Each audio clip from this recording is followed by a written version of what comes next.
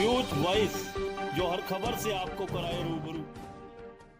नमस्कार, आप देख रहे हैं न्यूज वॉइस। आइए नजर डालते हैं इस वक्त की बड़ी खबर पर। हरियाणा में इनेलो के सीनियर लीडर और विधायक अभय चौटाला ने आम आदमी पार्टी पर तीखा हमला बोला है। चौटाला ने कहा कि आज ये दिल्ली के पानी का रोना रो रहे हैं। पंजाब में इनकी सरकार है, हमें आज तक SYL का पानी नहीं मिला। अगर हमारी सरकार हरियाणा में होती तो एक बूंद पानी तब तक नहीं देते जब तक ये हमारे हिस्से का पानी पंजाब से नहीं दिलाते। खासकर दक्षिणी हरियाणा को पानी की विशेष जरूरत है।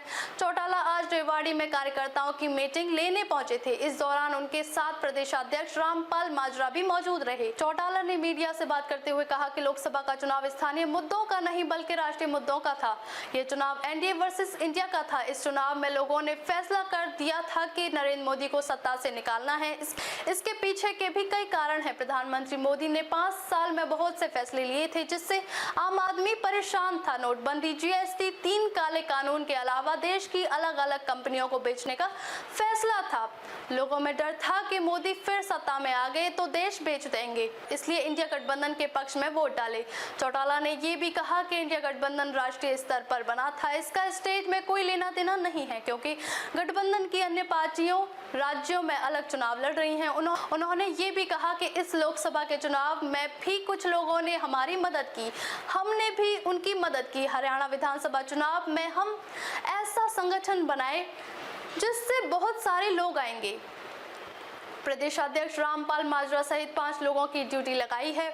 ये उन दलों के नेताओं के पास जाएंगे और बातचीत करेंगे। मुझे उम्मीद है कि बहुत अच्छे तरीके से सब साथियों को साथ लेंगे और विधानसभा चुनाव में बड़े चौंकाने वाले रिजल्ट आएंगे। चौटाला ने कहा कि आने वाले दिनों में अगर कांग्रेस में सब कुछ ठीक होता तो उसके नेता छोड़कर जाते। किसी पार्टी का ग्राफ गिरता है तो उसके नेता छोड़कर जाते हैं। मैंने कल ही एक वीडियो देखी जिसमें भूपेंद्र हुड्डा कुलदीप शर्मा का हाथ पकड़कर मना रहे थे। जबरदस्ती हुड्डा ने कुलदीप को खड़ा कर दिया और कहने लगे, आप कह दो हमें छोड़कर नहीं जा रहे। ये इस तरह नेताओं को रोकना चाहते हैं, लेकिन मैं बताना चाहता हूं कि कांग्रेस के कई सीनियर नेता छोड़कर जाएंगे। चौटाला ने कहा कि हुड्डा कहते हैं कि हम राज्यसभा नहीं लड़ेंगे। 16 MLA दूसरे हैं जिनमें मैं खुद, बलराज कुंडी, JJP के 10 और अन्य शामिल हैं। ये मिलकर एक नाम तय कर लें, उनका सपोर्ट कर दें। चौटाला ने कहा कि प्रदेश में विपक्ष में सबसे बड़ी पार्टी कांग्रेस है, उसको पहल करनी चाहिए। कांग्रेस के लीडर भूपेंद्र हुड्डा बन रहे हैं, उन्हें चर्चा करनी चाहिए। अगर वो अपने बेटे के लिए मुझसे वोट मांग सकते हैं तो क्या वो इस राज्यसभा चुनाव में हमसे बात नहीं कर सकते?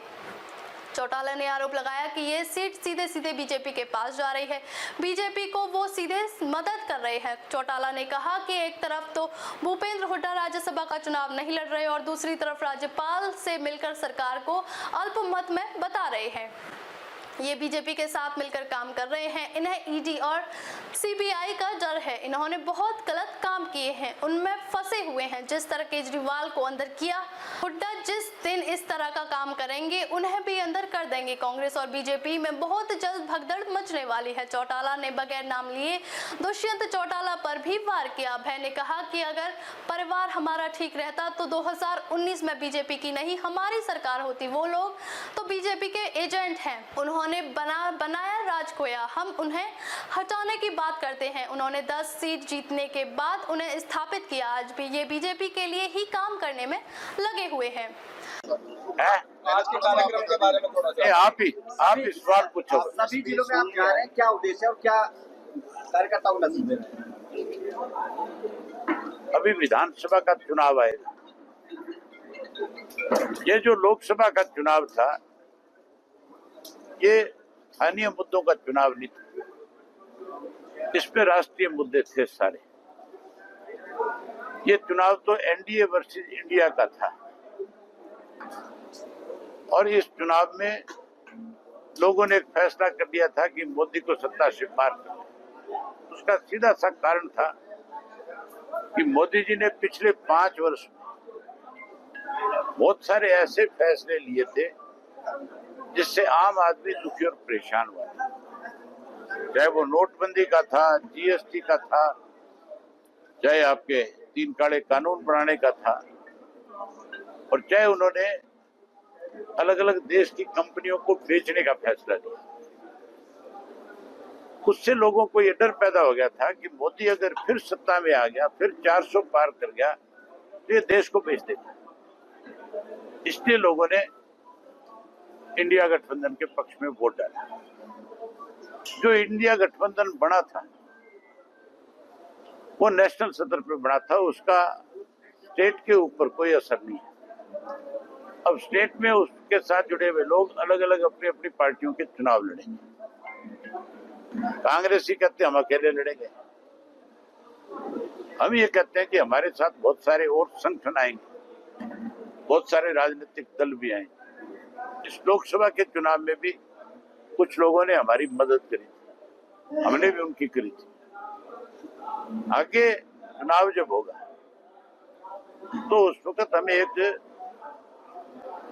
ऐसा संगठन बनाएंगे जिसमें बहुत सारी पार्टियां शामिल हो। उसके लिए हमने अपनी पार्टी की तरफ से पार्टी के प्रदेशाध्यक्ष माजरा जी की और हमारे राष्ट्रीय प्रवक्ता उमेद लुहान उनकी और इनके साथ 3 मेंबरों 5 लोगों की ड्यूटी लगाई है कि आप 23 तारीख तक के कार्यक्रम हमारे हो जाएंगे, सारे जिलों की मीटिंगें कंप्लीट कर लेंगे। उसके बाद ये जाएंगे और जाकर के उन नेताओं के साथ बातचीत करेंगे। मुझे उम्मीद है कि हम बहुत अच्छे तरीके से सब साथियों को साथ लेंगे और विधानसभा के चुनाव में बड़े चौंकाने वाले नतीजे हैं। विधानसभा में आप देखना कांग्रेस में बहुत बड़ी भगदड़ मच जाएगी। अगर कांग्रेस की ताकत बड़ी होती तो कोई कांग्रेस छोड़ करके नहीं जाता, कांग्रेस में लोग शामिल होते। जब किसी पार्टी का ग्राफ गिरता है तब उसके नेता उसको छोड़ छोड़ करके जाते हैं। मैं कल एक वीडियो देख रहा था भूपेंद्र सिंह हुड्डा का, जिसमें कुलदीप शर्मा का हाथ पकड़ पकड़ के मना रहा था उसको, तू भाई छोड़ के चला जाएगा, हम खड़े जावांगे, हम तेरे को जान थोड़ा ही दें, हम तेरा साथ हैं। और जबरदस्ती मतलब है उसको खड़ा कर रहा था, एक बार आप खड़े होकर के बताओ आप साथ हो कि नहीं हो। मतलब इस तरह से उन लोगों को रोकना चाहते हैं जो इनको छोड़ छोड़ करके जाना चाहते हैं।